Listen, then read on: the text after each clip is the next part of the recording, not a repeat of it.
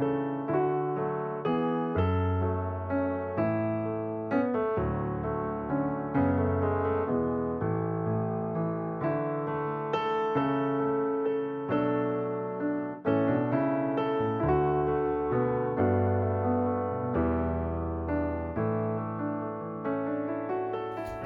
hello tout le monde, j'espère que vous allez bien. Bienvenue dans une nouvelle semaine de vlog. Après plusieurs semaines sans vlogger, sans poster, sans faire de vidéos, je suis de retour. Comme je l'ai dit sur Instagram, ou pas, je me souviens plus. Bref, j'ai dû m'arrêter quelques temps parce que j'avais de la famille à la maison et chez moi c'est pas très grand et je me suis vite retrouvée, comment dire, débordée, sans vraiment savoir comment faire et comment organiser mon temps, parce que chez moi c'est pas très grand, donc j'ai pas d'espace pour filmer, j'ai pas d'espace spécifique pour ça, et comme il y avait tout le temps du monde à la maison, c'était un petit peu compliqué de tout gérer. Je pouvais pas demander aux gens par exemple de se taire, ou je pouvais pas m'isoler, je pouvais pas, donc c'est devenu très vite très compliqué de gérer Bookstagram, Booktube et tout. Et donc j'ai préféré simplement m'arrêter et me consacrer entièrement à ma famille, profiter d'eux et du temps où ils étaient à la maison, où ils étaient avec nous. Et donc ça a fait énormément de bien. On a bien profité, on s'est bien retrouvés, c'était vraiment très très chouette. Et puis me mettre moins de pression aussi avec les réseaux. Enfin, moins de pression, on va dire que je ne mets pas non plus énormément de pression, mais vous savez, le fait de se dire, ah, faut que je monte la vidéo, ah, il faut que je fasse ceci, il faut que je pense à ça et ça. Le fait de me dire, bon, bah, laisse tomber, ne te prends pas la tête, tu peux pas, tu feras quand tu pourras. Et ben, ça m'a enlevé un poids et ça m'a fait vraiment du bien de prendre ce petit temps pour moi. Voilà, petite explication terminée. Je reviendrai pas plus dessus parce qu'il n'y a pas plus à dire. J'ai commencé, parce qu'on va peut-être parler lecture quand même, c'est un petit peu l'objectif. J'ai commencé un roman, d'ailleurs pendant que j'étais arrêtée, d'ailleurs deux, et le deuxième, je ne l'ai pas à côté de moi, mais je vous le montrerai plus tard, c'est pas grave, c'est pas bien grave. J'ai commencé Le magasin des jouets cassés de Julien Rampin, qui est sorti aux éditions Charleston. Il est sorti,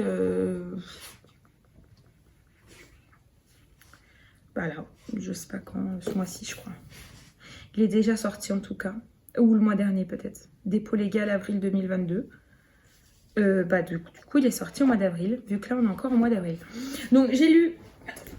Je vais m'installer confortablement, c'est mieux.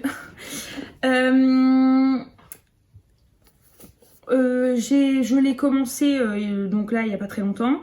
Et j'en suis à la page 73, chapitre 10. Les chapitres sont super courts. Je vous remonte la couverture parce que, vous voyez, elle est vraiment très très belle. Je la trouve trop jolie, j'aime bien les couvertures comme ça, un peu dessinées, vous voyez. J'aime vraiment beaucoup. Alors, dans l'histoire, on suit plusieurs personnages. On va suivre une jeune femme qui s'appelle, non je me souviens plus le nom, qui s'appelle Lola. Lola vient de divorcer et elle s'installe dans ce nouvel appartement avec son fils. Dans cet immeuble vit également une femme qui s'appelle Martine, qui semble être assez âgée, oui, assez âgée, et qui possède un magasin de jouets d'occasion. C'est important. Et cette femme a tendance à observer un peu trop ce que font ses chers voisins. Donc elle note spécifiquement ce qu'ils font dans des carnets. Donc voilà, donc déjà truc très très très particulier. Et à côté de ça, on suit un autre personnage qui s'appelle Monsieur je ne sais plus, Henri. Paul Henri, qui est un monsieur qui adore la littérature, qui est sur Bookstagram et qui va faire le tour de tout le voisinage de la résidence pour proposer des livres. Et donc il fait ça toutes les semaines, et toutes les semaines il propose des nouveaux livres à ses voisins pour qu'ils découvrent de nouveaux ouvrages. Donc j'ai trouvé ça l'idée mais trop bien quoi. Enfin vraiment ce personnage c'est mon préféré pour le moment, je l'adore. Il est avec son bookstagram quand il parle de hashtag, de piles à lire et tout. Enfin vraiment je trouve ça vraiment très très bien. J'ai adoré ce personnage. Pour le moment, il s'est pas passé grand chose. On découvre les personnes. Bon, j'en suis qu'à la page 73, hein, c'est pas non plus, j'ai pas non plus énormément avancé sur 200, un peu moins de 250. J'ai pas non plus énormément avancé. Bon, pour le moment, on continue à suivre Lola, qui vit assez mal sa séparation, son divorce, le fait d'être loin de son fils au quotidien. Donc ça la bouleverse et ça la... oui, c'est assez dur pour elle à vivre. Et on continue à suivre ces autres personnages également, donc Martine et Paul-Henri. Et donc voilà, donc on continue à les suivre, on continue à en apprendre un peu plus sur eux. Pourquoi Martine est aussi, je dirais pas aigrie, mais elle est pas très heureuse de voir des gens, enfin, vous voyez. Donc bon, on en apprend à chaque fois un petit peu plus. Et c'est vraiment, comment dire, je cherche le bon adjectif. C'est une lecture... Pour le moment, en fait, je retrouve bien la plume de Julien. Vous savez, parce que quand j'étais lectrice Charleston l'année dernière, on a lu son premier roman qui était... j'avais adoré, j'avais un coup de cœur pour ce roman, qu'est-ce qui était bien. Et il s'appelle... forcément, moi et ma lecture et ma mémoire de Poisson Rouge, on s'en souvient plus. Mais vous voyez, bref, on l'a vu un peu partout, son précédent roman.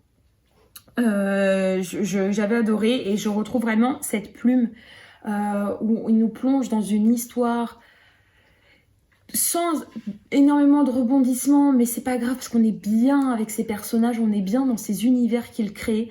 Et là, j'aime vraiment ça et j'avais vraiment besoin de cette lecture-là. Donc là, je suis ravie de pouvoir plus tard, un peu plus tard tout à l'heure, me replonger dedans et découvrir ce qui va arriver à ces personnages. Voilà, pour le moment, je ne vais pas vous en dire beaucoup plus parce que de toute façon, je n'en sais pas plus.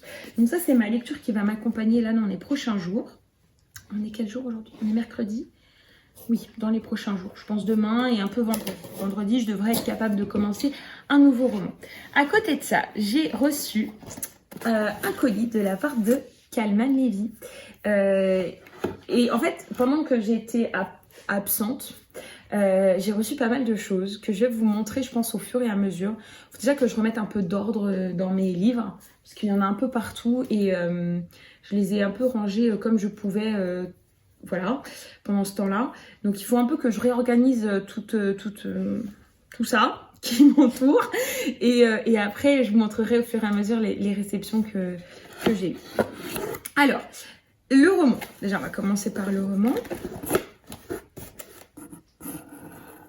Ah, ça a l'air de bien pratique ce truc. Alors, c'est un roman qui est paru chez Calman Levy Territoire, qui s'appelle 2 grains de sucre, un soupçon de secret, de Brigitte Pieffer. Je crois que ça se prononce comme ça. Et c'est un roman historique qui se passe en Normandie, il me semble. Alors, je vais vous lire le résumé. En fait, je vais vous lire le résumé. J'espère qu'il ne spoil pas trop parce que je ne m'en souviens plus trop. Quand le crime conspire contre l'innocence à Rouen au temps de Corneille.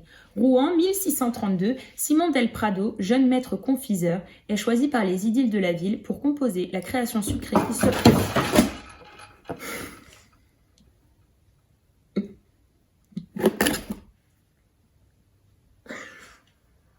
Je viens d'avoir la peur de ma vie. Ok,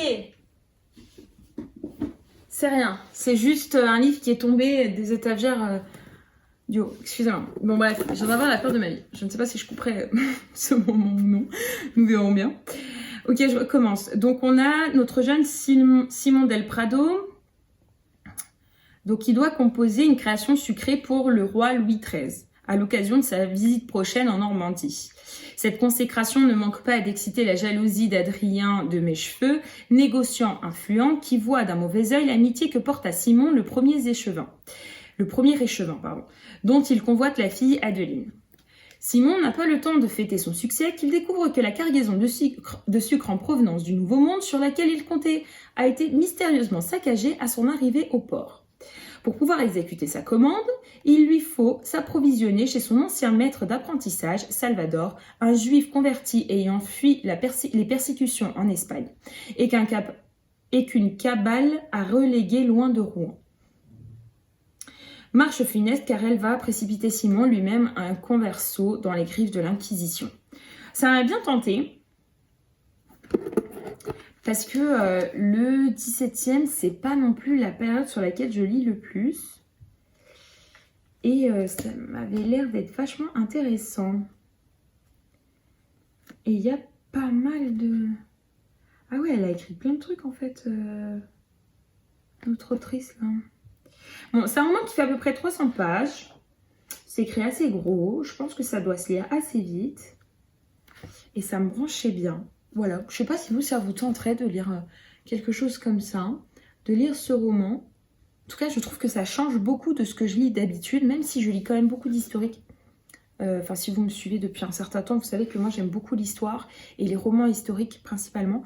Et, mais là, ce style-là, je pense que ça va me sortir, ça va assez me sortir de ma zone de confort, je pense. À voir. Donc voilà. Dans le colis, il y avait également des petites surprises trop mignonnes. Alors déjà, il y avait ça. C'est une planche à découper avec écrit Calman Lévy Territoire. Hyper pratique, enfin j'adore. Pour mettre en déco dans la cuisine. Trop bien. Ensuite, il y avait...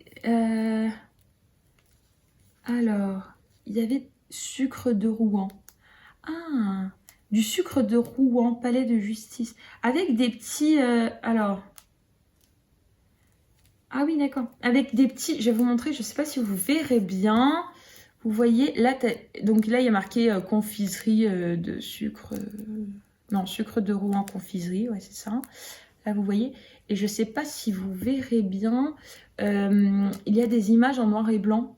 Donc celui-ci, c'est du palais de justice. Et celui-ci, c'est... il y a marqué Saint-Ouen. Donc je ne sais pas s'il y a des gens de Rouen qui connaissent mieux que moi ce que c'est. Voilà. Bref, donc c'est très... C'est ok, c'est super original. Alors c'est un peu ouvert. Je vais voir ce que c'est, comment c'est à l'intérieur. Je sais pas si c'est du sucre ou si c'est des bonbons. Vous pensez que c'est des bonbons? Ah, c'est des bonbons. Non. C'est quoi? Non, c'est des bonbons. En fait, je vois pas de séparation, donc je comprends pas très bien comment ça se mange. C'est du sucre cristallisé. Ah non, c'est des bonbons et du caramel dedans. Arôme naturel, pomme et citron. Attendez. De toute façon, je vais vous les montrer, je peux l'ouvrir maintenant. Mais en fait, ce que je comprends pas, c'est que je ne sens pas de séparation. Oh, j'aime pas abîmer. Bon, tant pis, je comprends pas très bien. Ah non, regardez. Mais ça... On mange ça comment? Okay. Je sais pas. Ok. Pourquoi pas. Après, il y avait un petit magnète qui dit « Pas besoin de partir loin pour s'évader. Calman Lévy Territoire. » Voilà, un petit truc comme ça. Et il y avait un petit... Ah, c'est une nappe. Je pensais que c'était un tote bag. Ah mais c'est bien ça. Et qui dit la même chose, pas besoin de partir loin pour s'évader. Ça, c'est vachement pratique. En plus, le tissu, il est vachement épais, c'est bien. Ok, bon bah super. Merci beaucoup, Calman Lévy. Je suis ravie. Trop bien. Bon, voilà, je vais m'arrêter là, parce que je parle depuis longtemps, déjà. Je vais m'arrêter là. Il est quelle heure? Il est 18h. Ce soir, je ne fais pas le dîner, c'est monsieur qui va s'en charger. Donc, inutile de vous dire qu'avec le petit soleil que nous avons aujourd'hui et les 20 degrés, je vais prendre mon bouquin, je vais me servir un petit truc à boire bien frais et puis je vais m'installer sur le balcon et profiter de ce beau soleil. Voilà, ça va être mon programme là, pendant une petite demi-heure, je pense. Et puis voilà. Je vous dis à plus tard parce que ce soir, je pense pas, donc peut-être à demain. Allez, plein de bisous.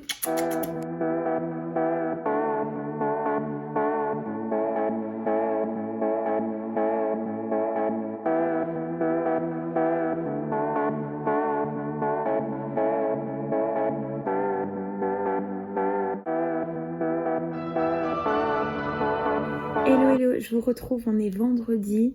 Hier, je ne vous ai pas pris, je crois.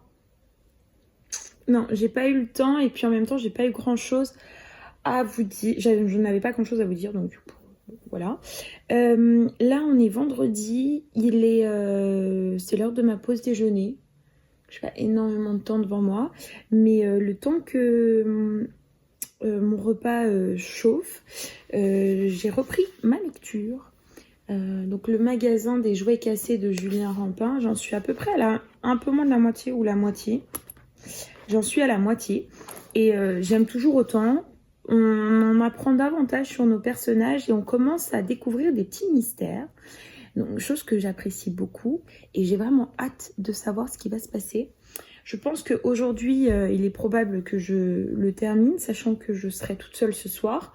Monsieur sort dîner.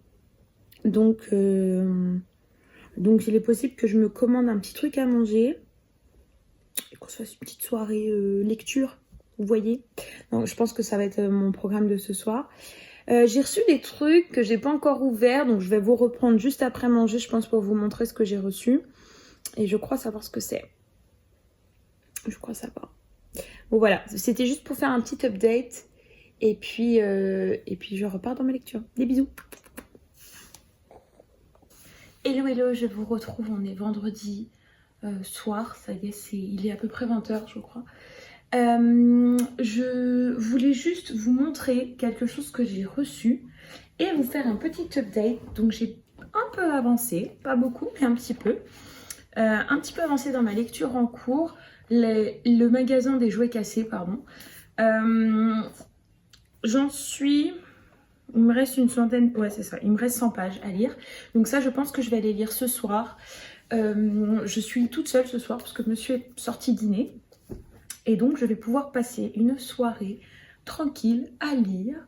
Mais initialement je pensais que j'allais me commander un petit truc pour dîner, mais non.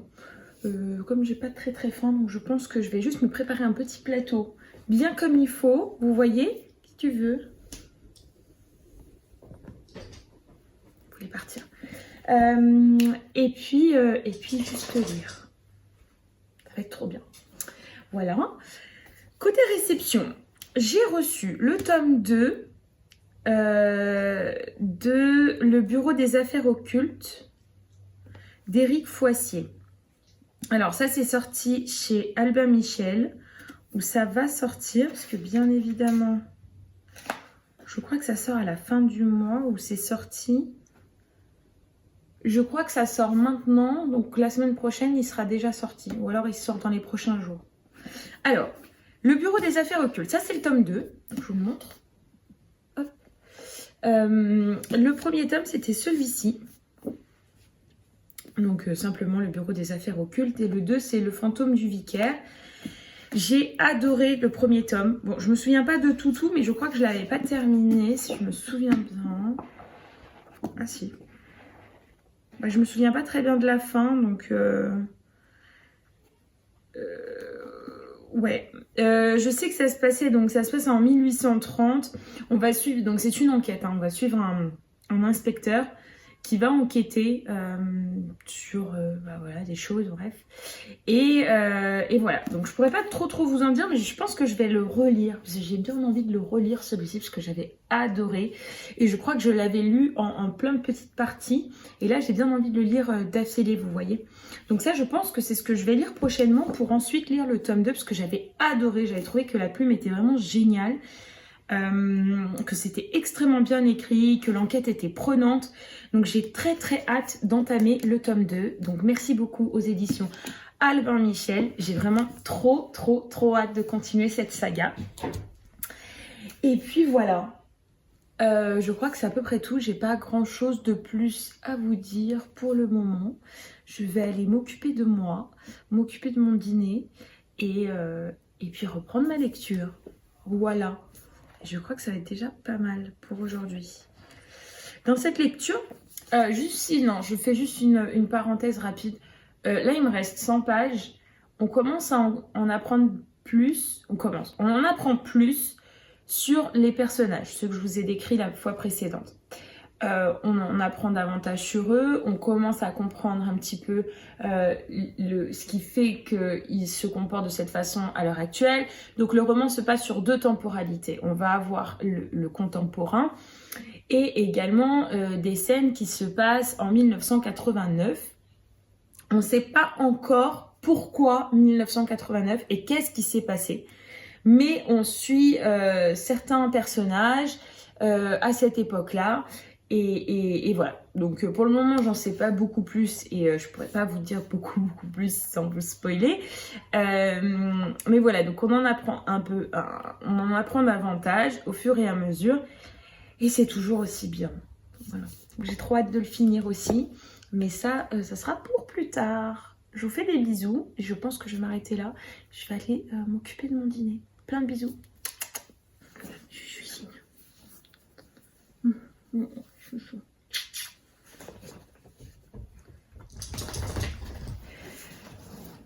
Hello tout le monde, j'espère que vous allez bien, je vous retrouve, on est mardi, je viens de rentrer du travail, donc je vous reprends un petit peu tard ce week-end comme d'habitude, j'ai été occupée par plein de choses du quotidien, rien de bien important que je puisse vous raconter.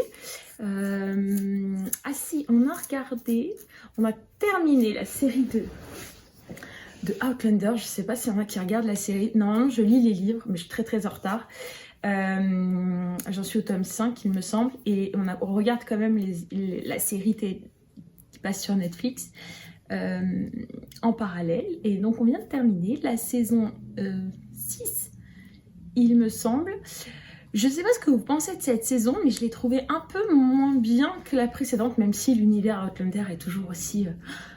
c'est bien quoi, c'est vraiment trop bien, mais je sais pas, cette saison pour moi il m'a manqué un petit truc par rapport aux précédentes. Donc voilà, je ne sais pas si vous l'avez regardé et ce que vous en pensez, mais n'hésitez pas à me dire en commentaire si vous avez préféré aussi les précédentes saisons à celle-ci. Voilà pour ce qu'on a regardé à la télé, et je crois que c'est à peu près tout. Ouais, je crois que c'est à peu près tout ce que j'avais à vous raconter de cet ordre-là. En parallèle, j'ai terminé le magasin des jouets cassés de Julien Rampin qui est sorti aux éditions Charleston. Donc il est déjà sorti, hein. Vous pouvez le retrouver en librairie. Si je ne me trompe pas, il me semble qu'il est déjà sorti. Donc le magasin des jouets cassés, ce que j'en pense. Alors, je vous ai déjà fait un résumé du début de l'histoire. Comme le roman est assez court, j'ai pas nécessairement envie de prolonger ce résumé. Parce que j'aurais trop peur de vous spoiler quelques intrigues.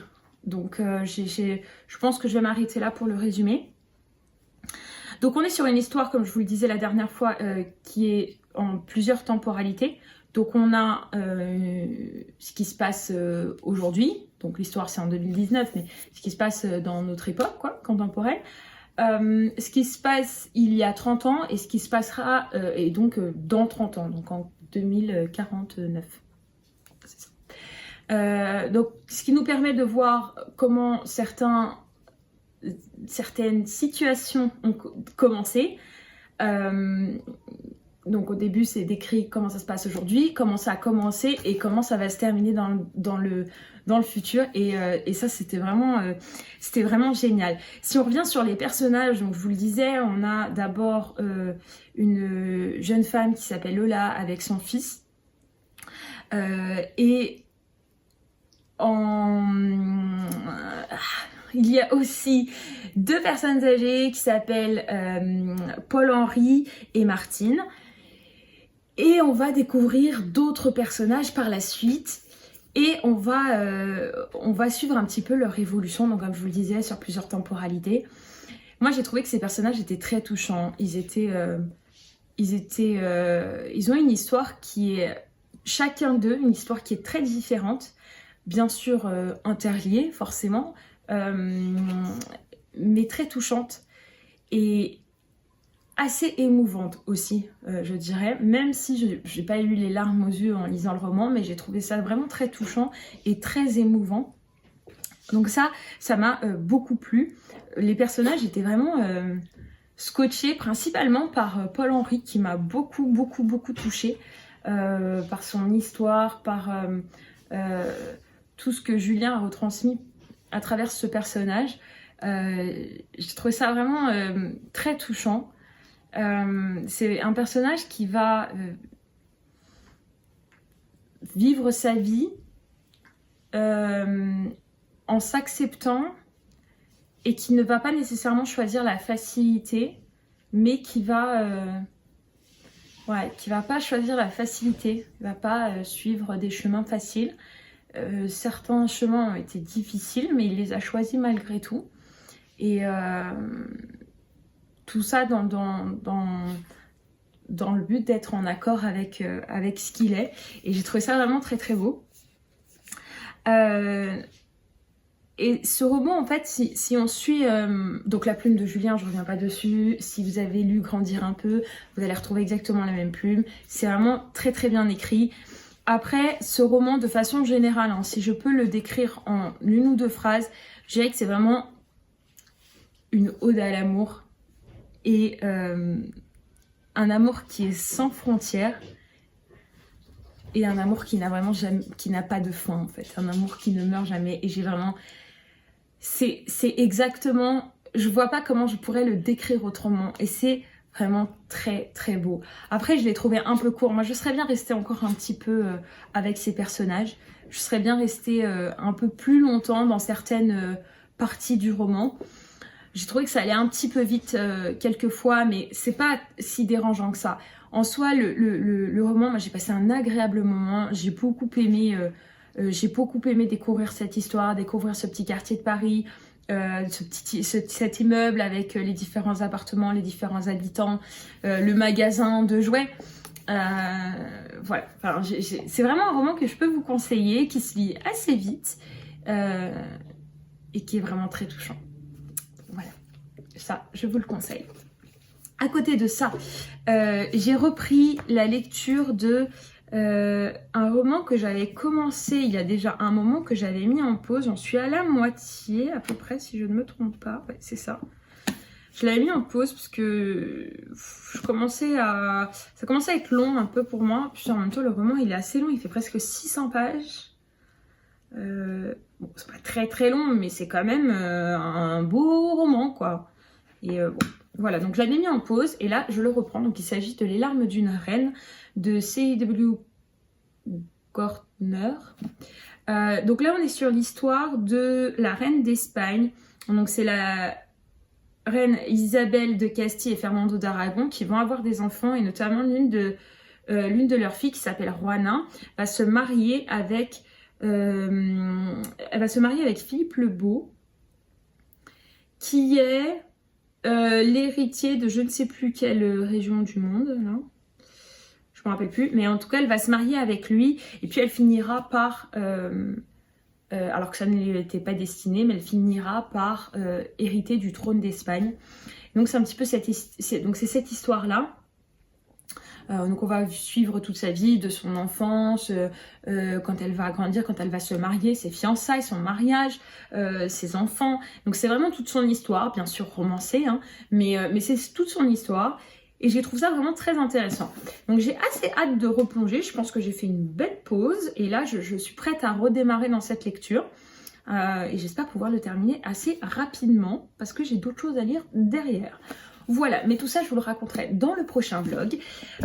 Parce que là, il est temps de commencer un nouveau vlog, vu qu'on est déjà mardi. Ce vlog sera un peu plus court que certains vlogs que j'ai déjà pu faire. Mais voilà, je redémarre doucement, je vous repartage petit à petit mon quotidien. C'est vrai qu'après une longue pause, c'est parfois difficile de reprendre le réflexe de sortir la caméra. C'est pas toujours évident, mais je vais revenir. Je pense que le prochain sera beaucoup plus simple et le suivant encore plus. Voilà, donc là je vais arrêter là. Je réfléchis si je vous ai tout dit. Il me semble que oui. Ah si, ce week-end, on a également organisé un voyage qu'on va faire à Rome dans pas très longtemps.